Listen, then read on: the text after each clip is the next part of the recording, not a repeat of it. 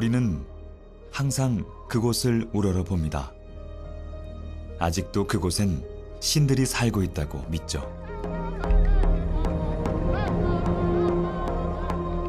사람에겐 혹독하기 그지없지만 장엄함으로 우리를 끌어들이는 곳, 산입니다.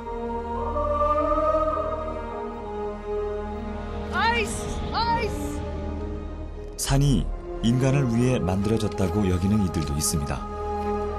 그들은 인간의 한계를 산을 통해 시험하고자 하죠.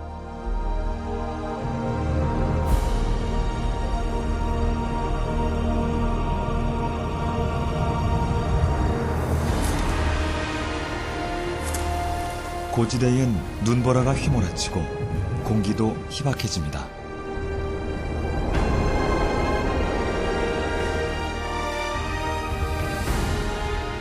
하지만 산에는 생명들이 살아 숨쉽니다. 사람들도 그 강인한 생존력으로 척박한 땅에서 살아가는 방법을 터득하고 그들만의 문화를 만들어냈습니다.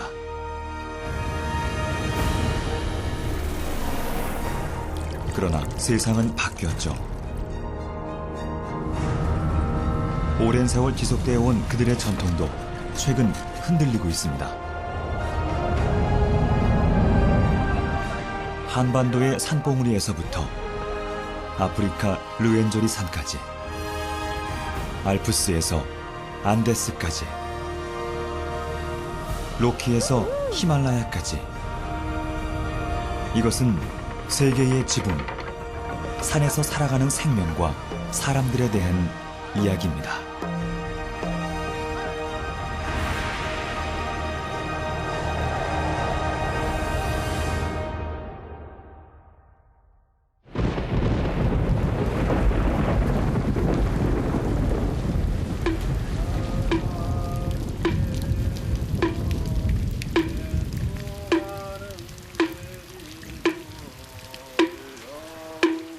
산을 걷는다는 건 거룩한 땅 위를 걷는다는 의미입니다.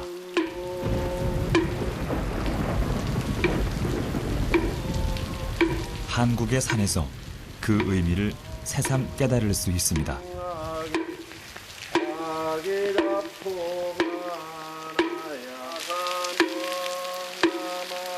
새벽이 오기 전 한국의 산에선 고요하면서도 무언가 엄숙한 일이 일어납니다.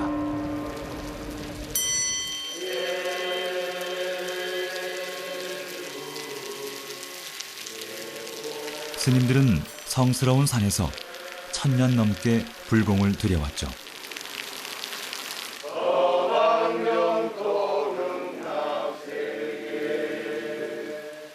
그들이 간절히 기원하는 것은 무엇일까요? 오늘 밤 그들은 우주를 깨울 것입니다.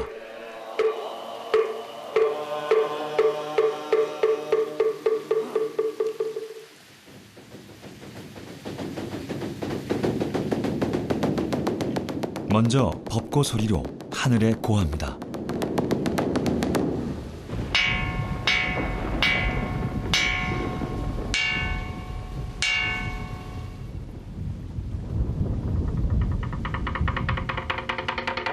목원은 바다의 생명들을 깨울 것입니다.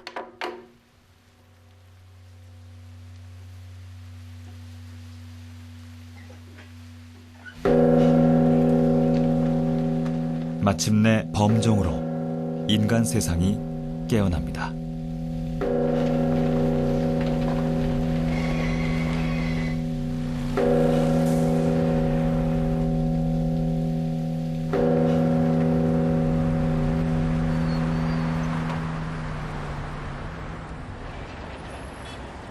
한국처럼 시간이 빨리 흘러가는 곳도 드뭅니다. 곳곳에서 현대와 고대의 대비가 생생하게 드러납니다.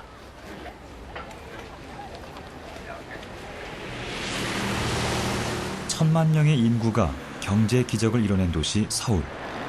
그만큼 스트레스도 많은 도시죠.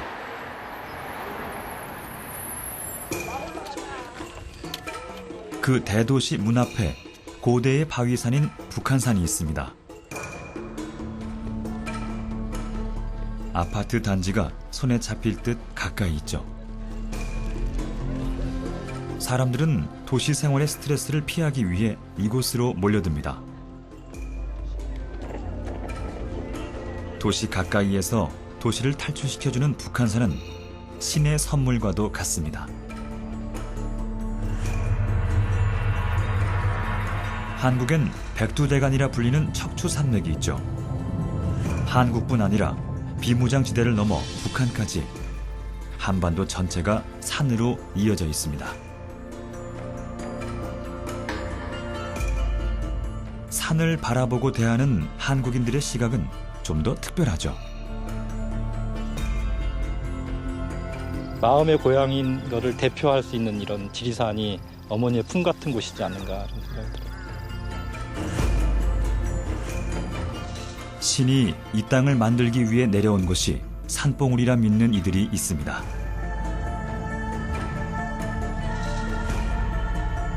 이제 신만이다 보면은 이제 산이 또 우상이잖아요. 또 산신이 옆에도 계셔야 되고. 산이 내려다보는 마을은 행운이 깃든다고 여기죠. 전통적으로 우리나라에서는 산세가 좋아야 인물이 난다 그랬잖아요. 그건 뭐냐면 산의 어떤 기운 이런 것들을 우리 인간한테 받고 있다. 오늘날 한국인들에게 산은 스스로의 존재를 확인시켜주는 마음의 안식처로 여겨지고 있습니다. 하늘을 나르는 기분이고요. 사방을 다 볼 수 있어갖고 너무 행복합니다. 스트레스에 시달리던 도시 사람들은 산에 올라 진정한 자아를 발견하고자 하죠. 산은 우리가 한국말에 저 사람이 삶과 같다 이렇게 표현도 있잖아요. 그런 말이 있는데 한반도 전체에 걸쳐 있는 산은 언젠가 통일이 될 것이라는 희망이 되기도 합니다. 정말 가고 싶습니다. 내가 살던 고향이니까 그게 나의 꿈이에요.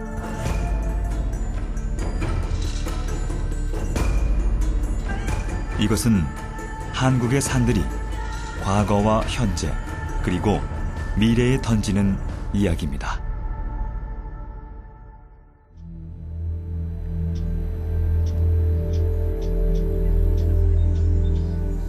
지난 격변의 세월 동안 산은 국가의 영혼을 지키는 수호자로 굳건하게 서 있었습니다.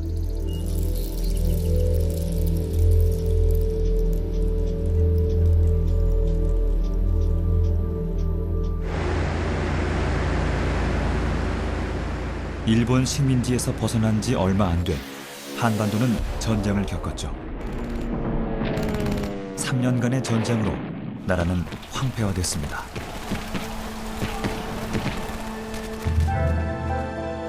그 역경을 극복하고 한국은 세계 경제를 주도하는 나라로 도약했습니다. 한강의 기적이 일어난 것이죠.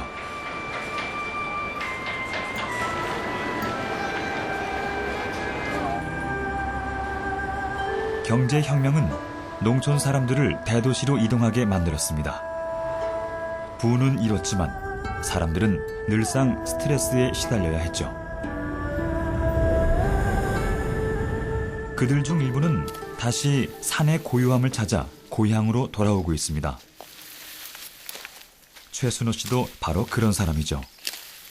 그는 지리산에서 어머니와 함께 땅을 일구고자 고향으로 돌아왔습니다. 서울에 있을 때 23년간 신문사의 사진기자로 있었어요. 한국에서 제일 큰 조선일보에서 근무를 했었고요. 보셨어요? 제가 부장을 마치고 부장을 할 때 그 막 타이트하고 막 스트레스 받는 삶이 있었고 물론 여기 농장의 사장도 여간 깐깐한 게 아닙니다. 깨꼬타리가 이 꼬타리가 새카만 건 익은 거라고 비야 된다. 그래요? 그럼 이거 이제 곧 비워야 되겠네? 지금 비야지. 지금 벼야 돼요? 낯이 잘 안 드나 봐요. 막 뽑히네 내가 하니까. 그러니까 요령이 있어야지. 예. 어디 봐봐. 예. 이걸 잡고 예. 이렇게 하고 예. 이렇게 약간 좀 이렇게 힘을 줘야 돼? 아니 힘을 주는 게 아니라 이런 식으로 예. 이걸 이렇게 당기려고 게 힘이 들지. 예. 그렇지. 그러네. 오늘 또 하나 배웠네. 그리고 우리 아들은 배면은 음. 시간 걸리겠는데 처음 뵌 거라. 아니야, 이거 금방 돼. 어머니 눈에 들려면 힘들긴 하지만 그는 고향에 와서 많은 걸 얻었습니다. 되게 조심해서 배야 되겠네. 깨떨어지니까. 아니야, 안 떨어져 지금. 이런 것 같아요. 그러니까 도시에서 산다는 거는 시계를 가지고 사는 거고 시골에서 사는 거는 시간을 갖고 사는 거라고 생각해요. 그러니까 도시에서는 그 쳇바퀴 돌듯이 그 태엽에 감겨져 있는 시계가 막 돌아가는 거에서 사는 거고 시골에서 살고 이 산속에서 사는 거는 내가 스스로의 시간을 통제하면서 사는 거다. 그래서 내가 사는 데 있어서 여유로움을 가져갈 수 있고 도시로부터의 그 뭐 이렇게 압박감 이런 스트레스 같은 거를 전혀 받지 않고 내 마음대로 살지만 그 가운데서 또 그 나름대로의 스케줄을 정해서 살 수 있다는 편안함 이런 게 있는 거죠. 농촌에서는 아직도 유통이나 판로에 있어 어려움을 겪고 있습니다. 최순호 씨는 이웃 농민들이 더 나은 가격에 농작물을 팔 수 있도록 돕고 싶습니다. 그가 협동조합을 설립하려는 이유이기도 하죠. 아이고, 반갑습니다. 예, 예, 안녕하세요. 예, 예. 반갑습니다. 자, 한번 저기 예. 구경 좀 한번 시켜주세요. 예, 하시죠. 지금 농촌이라고 하는 게 사실은 생산을 해서 생산물은 굉장히 많아요. 근데 그거를 도시에다가 팔아야 되는데 그 판로가 굉장히 어려움을 갖고 있거든요. 근데 제가 와서 보니까 개별적인 농가들의 노력들은 굉장히 많이 하고 있는데 그거를 모아내고 하나의 브랜드화를 하고 도시 사람들과 소통할 수 있는 공간의 방법들을 잘 모르시는 것 같아요. 아직 모두의 동의를 얻지 못했지만 많은 주민들이 그의 새로운 시도에 힘을 보태고 있습니다. 화이팅!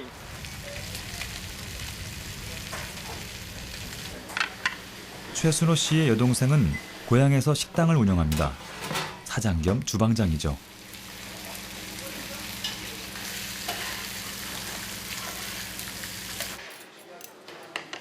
식당은 마을 사람들의 사랑방 역할을 합니다.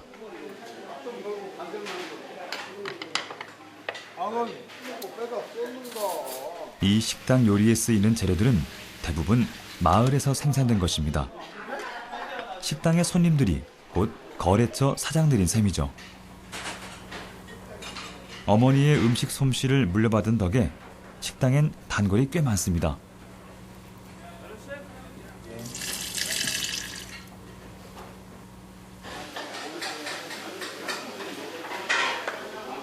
최순호 씨는 여동생을 돕기 위해 종종 식당을 찾습니다. 그런데 오늘은 오래 머무를 수가 없네요. 다른 농사일을 배우러 어머니와 산에 가야 하기 때문이죠.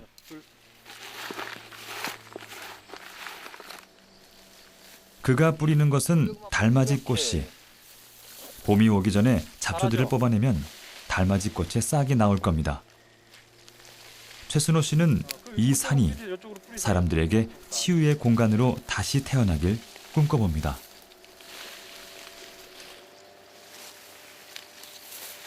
또 더더욱이 좋은 게 이게 지리산의 산자락이 굉장히 좋잖아요. 근데 여기에 이제 달맞이 꽃이 그 보름달이 떴을 때 만개를 하거든요. 그러면 이 온 산이 이제 달빛을 받고 위에도 달빛의 노란색이고 아래도 달맞이 꽃이 피어 있는 공간들을 사람들이 와서 느끼고 그리고 치유를 받고 갔으면 하는 마음이고요.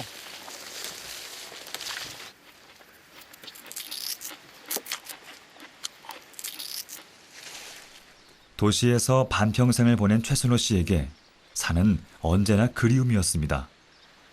이제서야 그는 편안함을 느낍니다.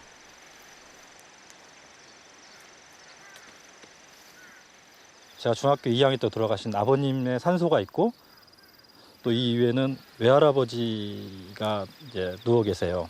그리고 그 아래쪽으로 바라보면 제가 태어나고 자란 고향 마을이 보이고 마음의 고향인 거를 대표할 수 있는 이런 지리산이 어머니의 품 같은 곳이지 않는가 그런 생각이 들어요.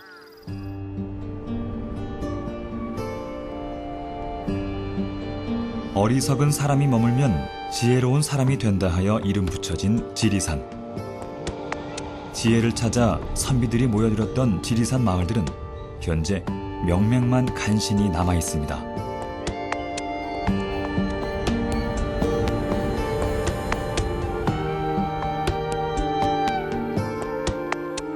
대부분의 나라가 그렇듯 전통적인 산촌 마을은 찾아보기 힘들죠.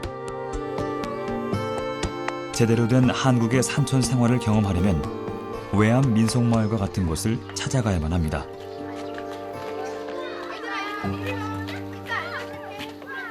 그다음에 이제 요즘 젊은 세대들이 전통 문화를 접할 기회가 없는데 우리 마을에 와서 그 예절이라든가 이런 또는 제사 또는 이런 것 절하는 법, 다도 이런 것들을 전통 문화를 배우고 하는 데 대해서 전통 문화를 보급한다는 자부심이 있습니다.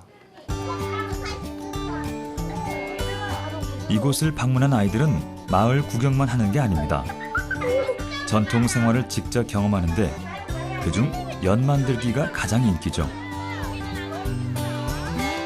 풍수지리가 무엇인지도 배웁니다. 전통 마을 앞에는 강이 흐른다는 사실도 아이들은 알게 되죠. 한국의 풍수지리에서 가장 중요하게 꼽는 요소는 바로 산입니다.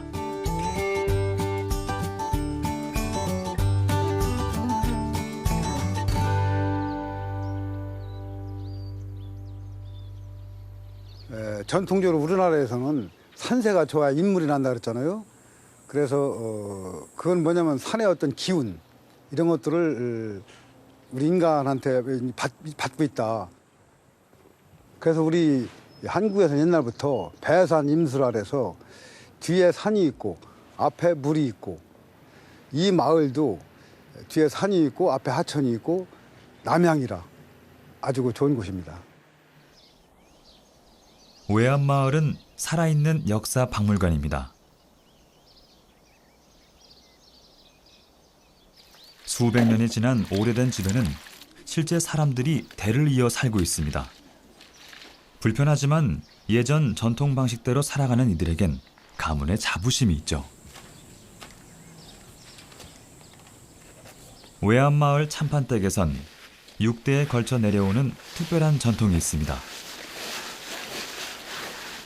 연엽주라는 전통술을 빚는 것인데요. 연잎에 누룩과 솔잎 섞은 밥을 넣어 발효시켜 만듭니다. 네, 연엽주는 저희 예한이 씨의 가주로 대대로 내려왔던 술인데 이 술이 조선시대 고종 황제에게 진상이 됐던 술이에요. 술 덕분이었을까요? 이 참판은 고종과 각별한 사이였던 것으로 알려져 있습니다. 그때부터 양조의 전통이 계속 이어져 왔죠.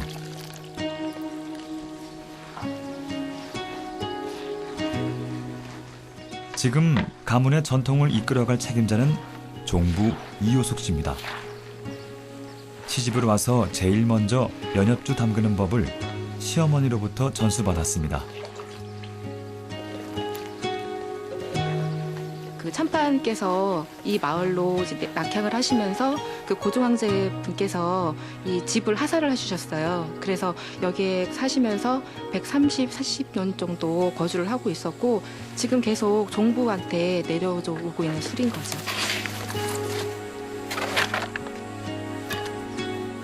그리고 저는 6대째로 하고 있습니다. 연엽주는 향으로 마시는 술이죠.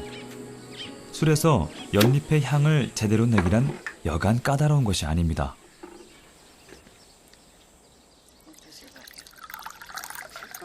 빚는 이의 손맛과 지극한 정성이 들어가야 술맛이 제대로 난다고 하죠.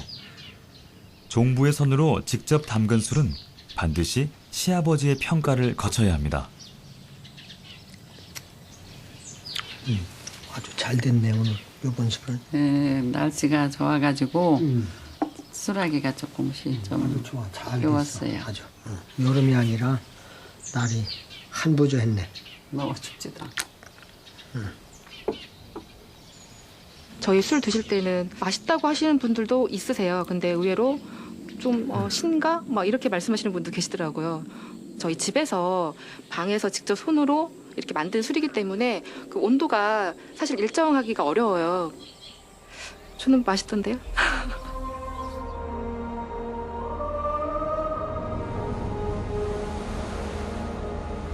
한국은 산의 나라죠. 산이 땅의 70%를 차지합니다.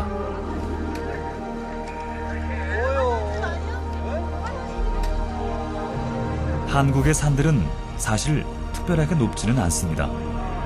가장 높은 산도 해발 3,000m가 채 되지 않죠. 그러나 사람들의 마음속에는 무척 큰 존재로 다가옵니다. 아름다운 산세와 계절 따라 변하는 풍광은 큰 감동을 주죠.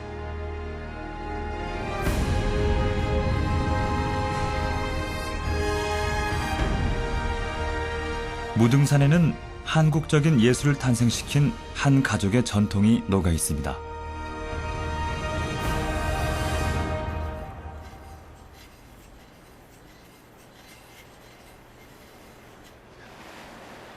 그림은 손으로 그리는 그림이 있고 마음으로 그리는 그림이 있어요. 뭐 산을 볼 때 산에 눈에 보이는 것을 그리는 게 아니고 산에 주는 느낌, 내 마음속에 느껴지는 느낌, 그것을 그림으로 표현하는 거예요.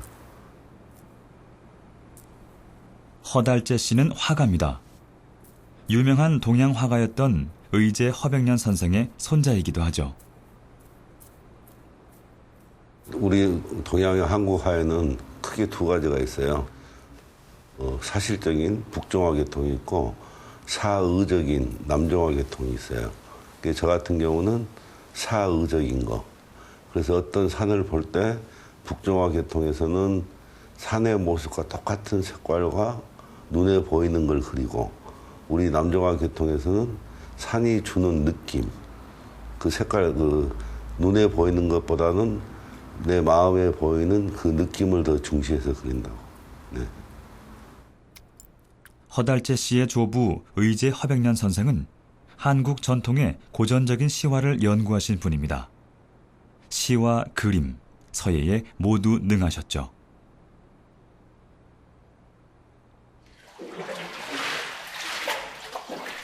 서예는 순수 예술입니다. 아직도 전통 서예는 한지에 쓰죠. 한지는 수세기에 걸쳐 내려온 산의 선물입니다.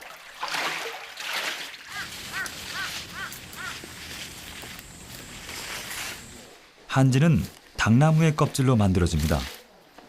오랜 시간 당나무 껍질을 끓여 죽으로 만들고 그것을 얇게 펴서 응고시키면 한지가 되죠.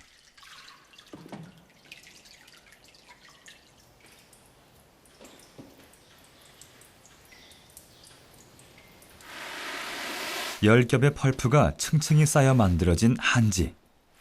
그래서 무척 견고하죠.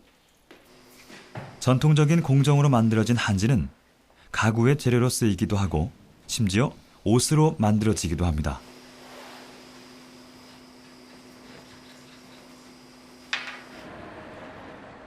그래도 한지의 가장 큰 용도는 서예죠.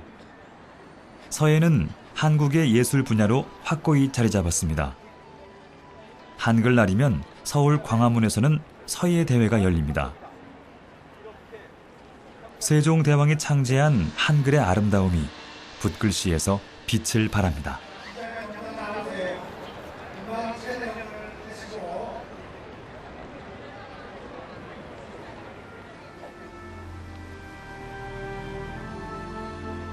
의제 선생의 서예와 그림은 젊은 시절부터 명성이 자자했습니다.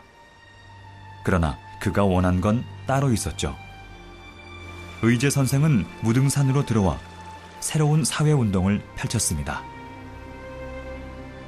이 장소는 의제 선생님이 그 해방 후로 이 저기에 들어와서 작업을 하시고 또 농민 운동을 하시고 또 창 운동을 하셨던 장소입니다.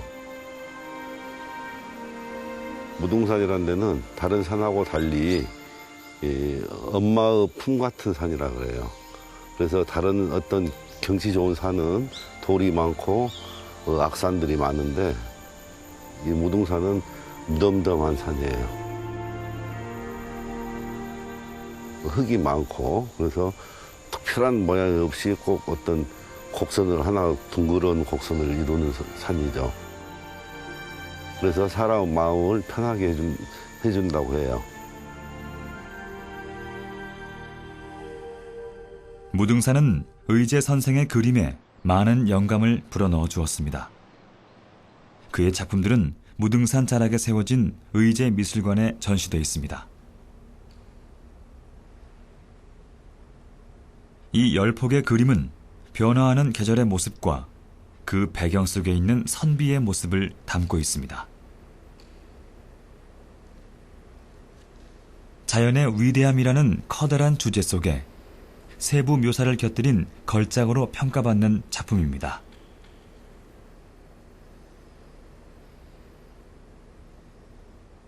그래서 항시 동양화에서는 자연 속에 소주제가 항시 주제가 들어가죠. 아주 적게.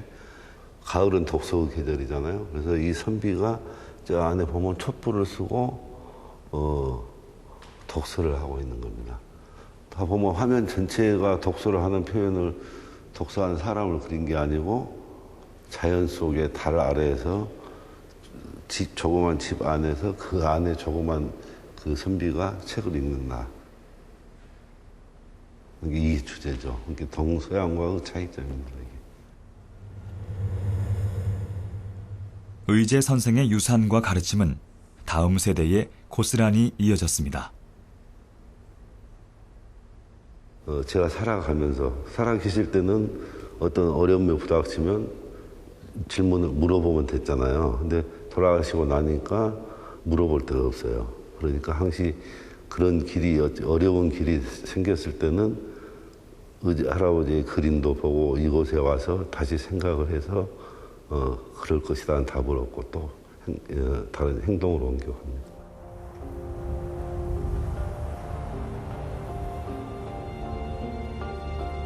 산에서 지혜를 찾는 사람들은 비단 예술가뿐만이 아닙니다. 정상을 향해 오르는 등반은 삶에 대한 새로운 철학을 불러오죠. 한국 사람들에게 산봉우리는 신성한 공간으로 여겨집니다. 그 오랜 믿음이 산신이란 존재를 탄생시켰죠. 산신은 한국의 대표적인 민간 신앙입니다. 불교 신도들도 산신을 숭배하죠. 신만이인 임병호 씨는 늘 산신께 기도를 드립니다. 그는 산삼을 산신이 내린 선물이라 믿으니까요.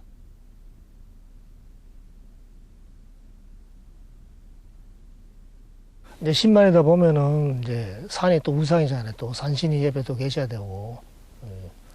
옛날에 이제 뭐 신만이들은 산에 갈 때 목욕제기 하고 일주일 동안 하고 거기서 절을 하고 몸가짐을 하고 난 다음에 이제 약초를 캐러 댕겼잖아요.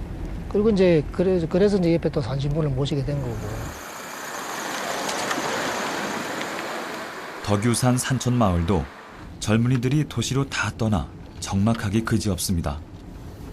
어르신들은 옛 시절을 그리워하며 살죠. 맨날 같으면 지금 애고 어른이고 지금 소리가 시끌벅적하고 추수하느라고 바쁠 텐데 지금은 없잖아요. 임병호 씨는 형과 함께 산삼을 캐러 다닙니다. 산을 오르기 전 목욕 재개를 하고 산신께 기도도 올렸죠. 하루에 뭐 이틀에 이거 하나도 못 캘 수도 있죠. 뭐 한 달에 못 캘 수도 있고. 만약에 뭐 몸가짐이 좋고 잘하면 하루에 뭐 거짓말 못하면 뭐 50개 100개도 캘 수가 있고. 석 달 만에 또 이런 거 하나도 못 캘 수도 있고. 그건 저도 장담을 못 하는 거지. 신만이에게 가장 중요한 덕목은 무엇보다 인내심입니다. 요 정도 크려면은 씨가 떨어져 갖고 한 7년에서 한 8년 정도 자연발화하기 하기 때문에 시간이 오래 걸려요. 굉장히 촉 트는 데만 해도 한 3년 이상이 걸리니까. 근데 우리는 뭐 이거보다 더 큰 걸 이제 보러 다니니까 요런 거는 그냥 놔두고 크라고 놔두고 다른 곳으로 한번 가볼게요.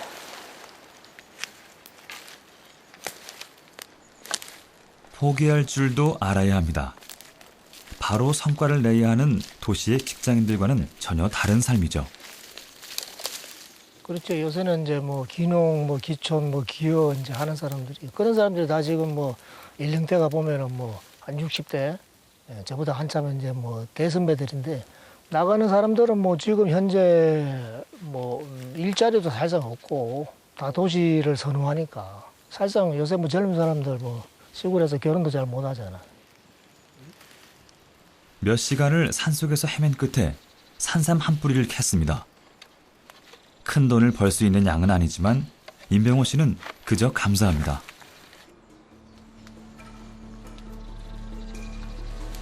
지금은 사람들이 산을 떠나 도시로 향하지만 곧 흐름이 바뀔 것이라 그는 믿습니다.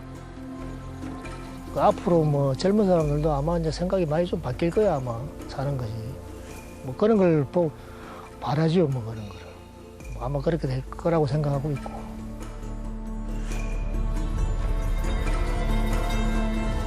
한때 억압받던 시절도 있었지만 불교는 한국 문화에 큰 영향을 미쳤습니다. 한국에서 신자가 가장 많은 종교는 기독교지만 산간 고지대 마을에서는 불교가 아직도 굳건하게 남아 있습니다. 절은 대부분 산속에 자리 잡고 있죠.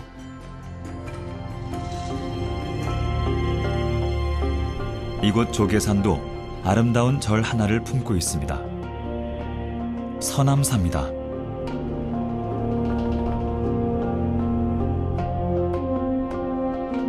서남이란 이름은 하늘에서 내려온 천사가 이곳에서 바둑을 두었다는 전설에서 비롯됐죠.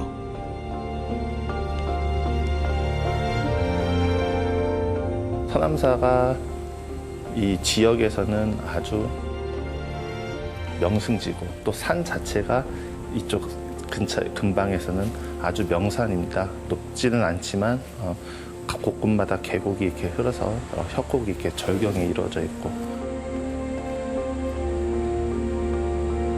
대진 스님은 이곳 절이 산과 같다고 말합니다. 누구에게나 열려 있으니까요.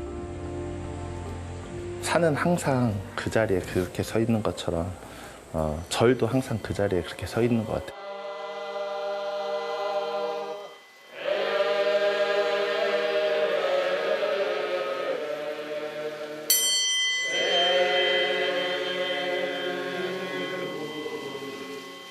사찰은 우리가 흔히 가는 사람 안 잡고 오는 사람 안 맞고 산 또한 가는 사람 안 잡고 오는 사람 안 맞고 하는 거예요.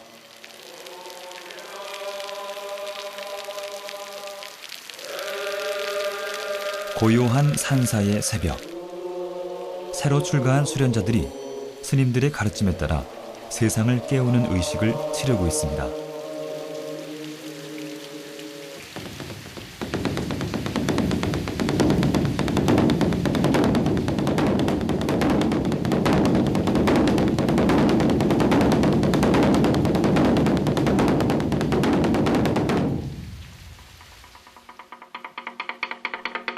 세상의 욕망을 버리는 데는 긴 시간이 필요합니다.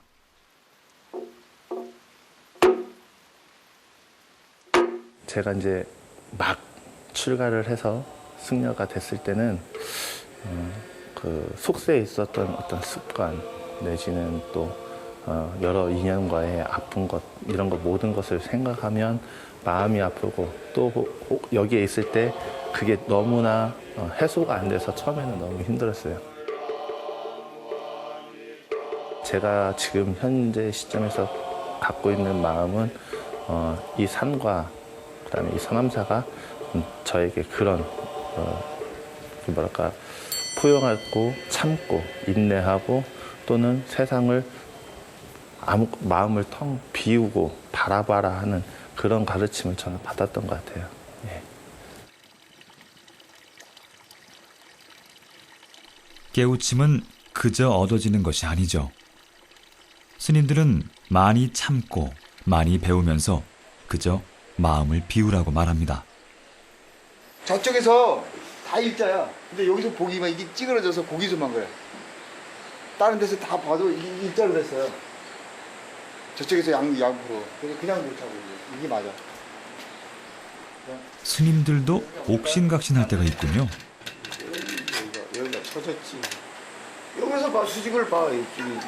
이렇게 좀 됐지.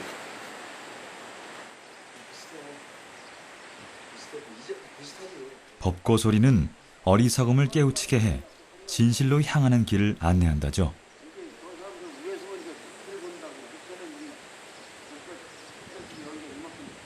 여기는 딱 맞네. 그러니까 거기서 보면 그렇게 여기는 딱이야.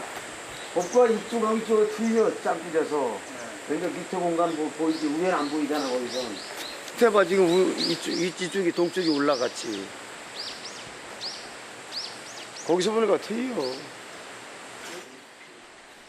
마침내 법고는 균형을 찾았습니다.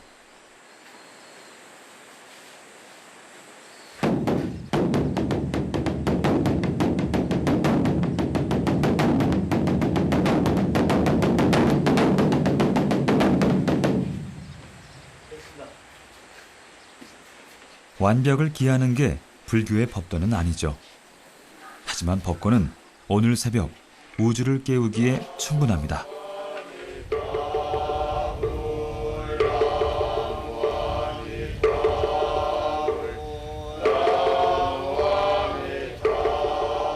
서남산은 약 1500년 전에 지어졌죠.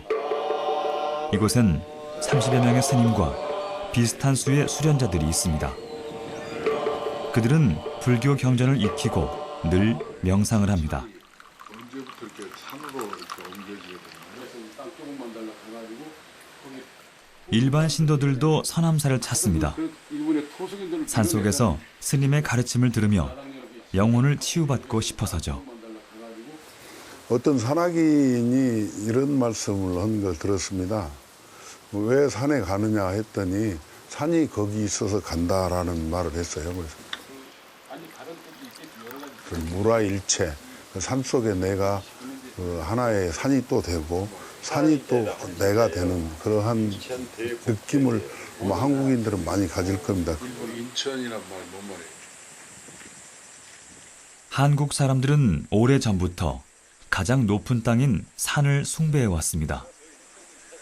한민족의 시조인 단군이 산에서 내려왔다는 설화가 이를 증명해 줍니다. 백두산에서부터 그 발원한 산맥이 백두대간이라 해서 우리 지리산까지 연결돼 있지 않습니까? 그래서 그 백두대간이 갖는 우리 민족의 정서 그리고 지금까지 5000년 동안 이어오면서 살아온 산과 또 그 산에서 생성된 작은 물줄기가 큰 강을 형성하듯이 산으로부터 갖는 우리 민족의 그 영험 뭐 이런 것들이 보이지 않게 알게 모르게 우리들 한민족의 그 정신사를 지배해왔다고 봅니다. 그 산이 갖는 우리 한민족의 그 정서에 산이 엄청난 영향을 주고 있다는 저는 그렇게 생각을 합니다.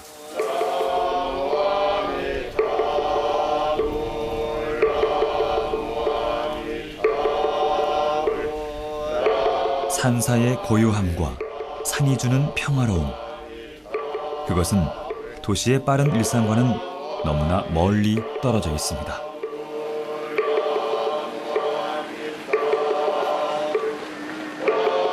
빨리빨리는 한국인들이 가장 많이 쓰는 말 중 하나죠.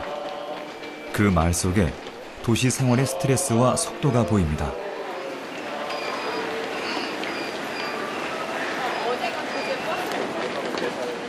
주말이 되면 서울의 한 지하철역은 출퇴근이 아닌 또 다른 이유로 아침 일찍부터 붐빕니다. 토요일 오전 7시. 이곳 신사역에는 산악회 버스가 줄지어 서 있습니다. 경쟁에 내몰렸던 도시인들이 탈출구로 가장 많이 찾는 곳이 산입니다. 동호회 제가 하고 있는 데는 해올 산악회라고 한 2만 명 그 정도 되는데, 저 같은 경우는 매일 해요. 아침 산행. 아침에 1시간씩 동네 뒷산. 건강 때문에 다닙니다. 제가 나이가 이제 65인데 여러 가지 뭘 할까 생각하다가 산행이 건강에 최고 좋다고 생각이 돼서 산을 타게 됐습니다. 이들은 등산을 갈 때 어떤 옷을 입을지에 대해 많은 고민을 합니다. 등산 장비요. 그냥 하나씩 구입하는 대로 한 건데. 이거 등산 전문도 있지만요. 그냥 하나씩 개인적으로 마음에 들면 하나씩 오시면 되니까. 바빠서 그냥 들어가 있고. 반갑습니다. 산을 갈 때도 한국인들은 빨리빨리 떠나야 하죠.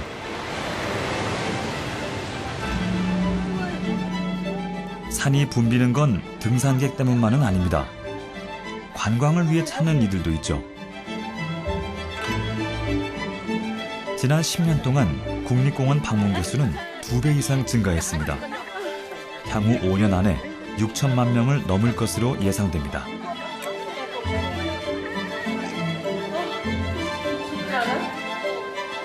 저게 양쪽 다 골짜기 있잖아요. 한국인들은 분명 무언가 산에 대한 중독성을 가지고 있습니다. 자, TV 나온대요. 자. 오케이. 천만 서울 시민들에게 북한산은 그 욕구를 충족시킬 수 있는 가장 가까운 장소죠.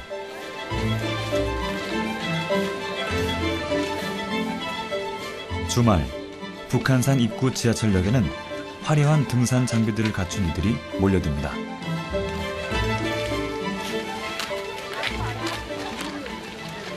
이 친구 아는 지는 20년 가까이 되고요. 산은 이제 또 저 개인적으로 갈 때도 많고, 또 친구 시간 있을 때 같이 가요. 여기 후배가 더 잘 탑니다. 비슷해요. 지금 이제 장갑 같은 경우는 이 스틱을 잡고 바위, 특히 북한산 같은 경우는 바위가 많아요. 그래서 이제 미끄러지지 않는 위치에서 하고, 스틱은 내려올 때라든가 무릎 보호대 그런 이제 관절에 많이 도움이 되고요. 또 체중에 이제 저 같은 경우는 체중이 조금 나가지만 체중을 갖다가 많이 줄여줄 수 있는 그런 보온 장치예요. 이들 중엔 자발적으로 온 사람도 있지만 회사 상사의 권유를 거절 못해 온 이들도 있습니다. 물론 이렇게 좋은 계절에 가족들과 좀 보내고 싶고 아침 늦잠도 더 푹 주무시고 싶겠지만 이들은 산에서도 엄격한 지시를 받죠. 대신이건 모이겠습니다. 조별로 모여주세요. 조별로. 등산은 팀워크를 기르는 한국 직장인들만의 방식이죠. 1조, 2조, 3조, 4조 이렇게 모여주세요.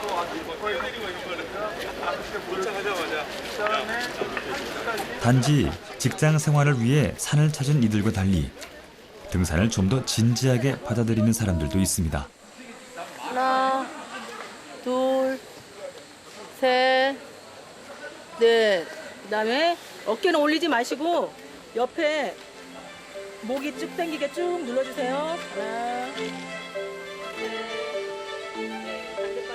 볼 수 있는 건 아니네요. 산에서도 경쟁 심리가 발동하죠. 경쟁하듯 정상에 먼저 올라서려는 사람들.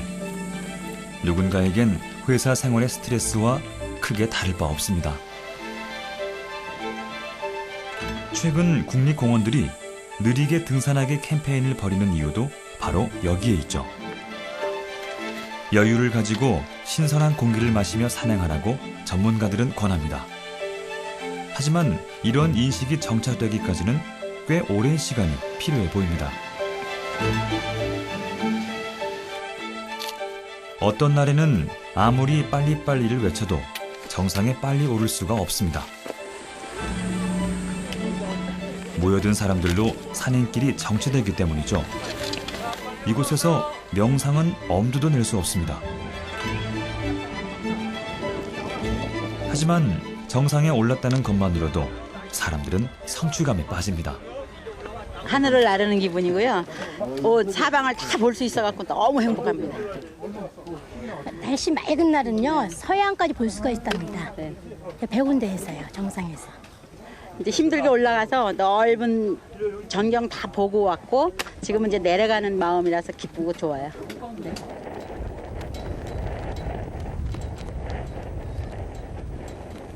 정상에 빼곡히 오른 사람들에게서 벗어나 혼자만의 시간을 갖고 싶다면 좀 더 대담한 용기가 필요합니다.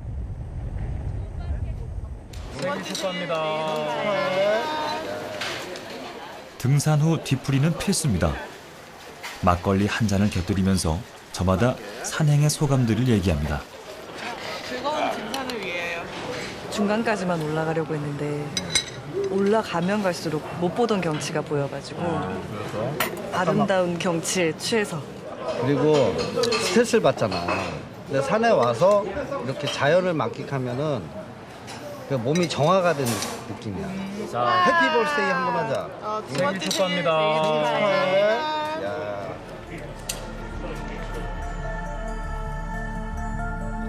한국인들에게 산은 일종의 피난처입니다. 스트레스로 가득한 세상에 산은 마음의 평화를 안겨주죠. 그러나 몇몇 한국의 산은 전혀 다른 느낌으로 다가옵니다. 이곳에선 평화가 얼마나 쉽게 깨지는지 알려주죠.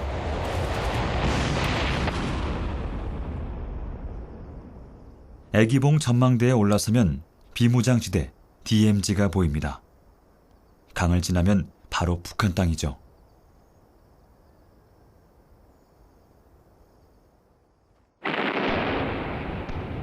휴전된 지 60여 년이 지났지만 남북은 여전히 대치 상태입니다.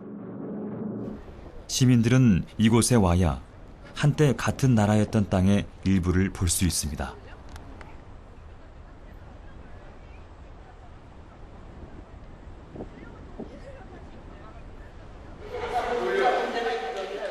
북한 땅을 바라보면 끔찍했던 전쟁의 기억이 되살아나죠.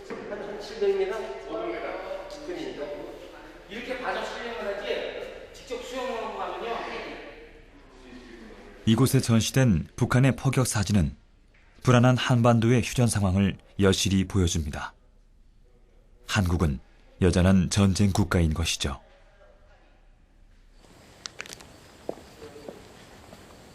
실향민인 이한설 씨는 이곳을 자주 찾습니다. 북한에서 태어나 전쟁 중 남한으로 피난을 왔죠.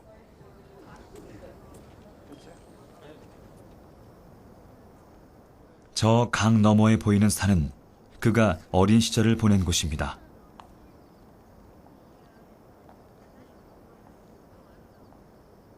우리 농촌 사람들이 즐거워하는 그러한 산이었죠. 네. 산에 가서 있었던 경험은 토끼도 많이 잡았고 노루도 잡았고 그다음에 여우가 가끔 내려와서 닭을 물어갔어요. 네. 그래서 여우는 잡지 못했지만 노루는 잡았어요. 네. 그 아름다운 풍경은 한국 전쟁으로 산산이 부서졌습니다. 이한설 씨는 정든 산과 가족을 남겨둔 채 살아남기 위해 위험한 도피를 했습니다. 고향을 떠날 때에 바로 이 강 건너 여기 그 봉을 있는데 거기에 와서 배가 없기 때문에 하루 저녁을 추위에 떨었어요. 그리고 그 이튿날 배를 건넜죠. 근데 그때 우리 어머니가 쌀 서말을 짊어주시면서 빨리 나가라. 피난민들이 많다 보니까 배가 오면은 그걸 잡아가지고선 이제 건너는데 그때 배가 많지 않았어요. 그래도 다행히 배를 하나 만나가지고선 한강을 건넌 거죠. 참 힘들었어요. 살아남았지만 그의 가슴엔 산처럼 커다란 구멍 하나가 생겨났습니다. 고향을 그립고 가족들을 보고 싶고 그건 말로 다 할 수 없지만 고향을 그리워하는 마음은 다른 사람들이 모릅니다. 나만이 알고 정말 가고 싶습니다. 내가 살던 고향이니까 그게 나의 꿈이에요. 네.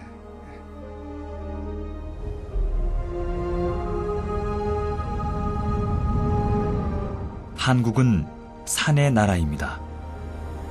사람들은 고대의 영혼이 이 나라를 만들기 위해 산에서 내려왔다고 믿고 있죠.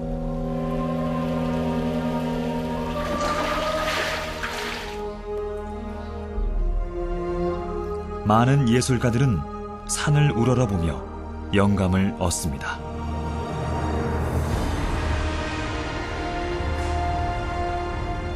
산은 도시 생활의 스트레스를 치유해줍니다.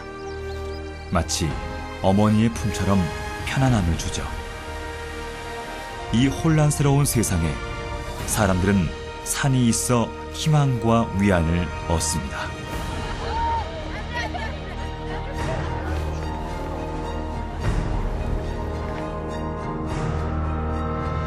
좀 더 나은 번영의 나라를 이루기 위해 한국은 높은 곳을 향해 걸어가고 있습니다.